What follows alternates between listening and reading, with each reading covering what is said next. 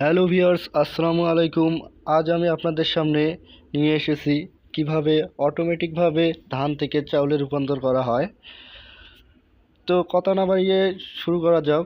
ভিডিওটি ভালো লাগলে অবশ্যই লাইক এবং শেয়ার করবেন।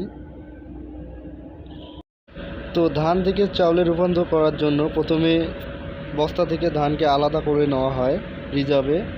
এরপর রিজার্ভ থেকে হাঁড়িতে নেওয়া হয় কয়েক ঘন্টা ভিজিয়ে রাখার জন্য। এরপর সিদ্ধ দেওয়া হয়। সিদ্ধ দেওয়ার জন্য রয়েছে বয়লার।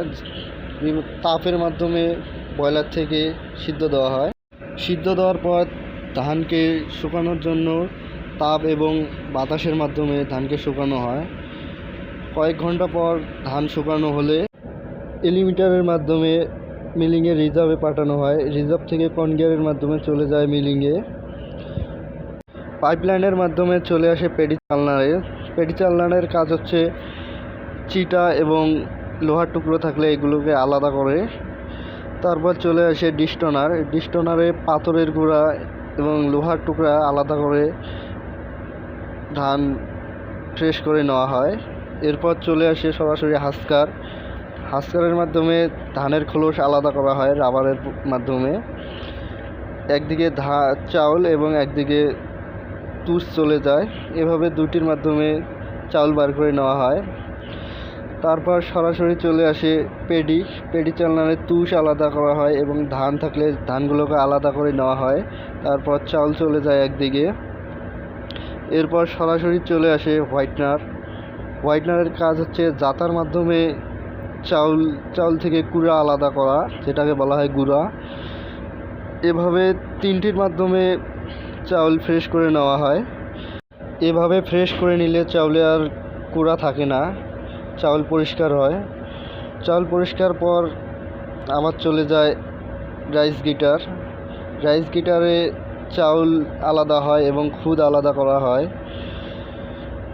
চালনের মাধ্যমে। এরপর সরাসরি চলে আসে সিল্কির কাজ হচ্ছে হাওয়া এবং পানির মাধ্যমে চাউলকে সিলিক করা। এতে চাউল অনেক পরিষ্কার হয়। এভাবে দুটির মাধ্যমে চাউল পরিষ্কার করে নেওয়া হয়।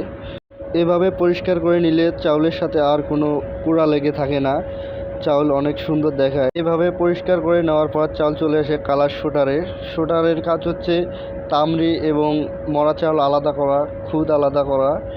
এ প্রক্রিয়ার মাধ্যমে চাউলে আর মরা চাউল এবং লালচে চাউল থাকে না, চাউল বাজারজাত করার জন্য প্রস্তুত হয়। এরপর সরাসরি চলে আসে ল্যান্ড গিটারের কাজ হচ্ছে খুদ এবং ভাঙা চাউল আলাদা করা। এই মেশিনের মাধ্যমে একদিকে চাউল এবং একদিকে খুদ বাইর হয়। তারপর সরাসরি চলে আসে রিজার্ভে আসার পর চাউল প্যাকেজিংয়ের জন্য তৈরি হয়। এরপর সরাসরি চাউল প্যাকেট করা হয় বাজারজাত করার জন্য।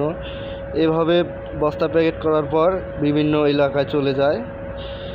এভাবে তৈরি হয় ধান থেকে অটোমেটিকভাবে চাউল। সো বন্ধুরা, ভিডিওটি ভালো লাগলে অবশ্যই লাইক এবং শেয়ার করবেন। ভালো থাকবেন, সুস্থ থাকবেন। আসসালামু আলাইকুম ওয়া রাহমাতুল্লাহ।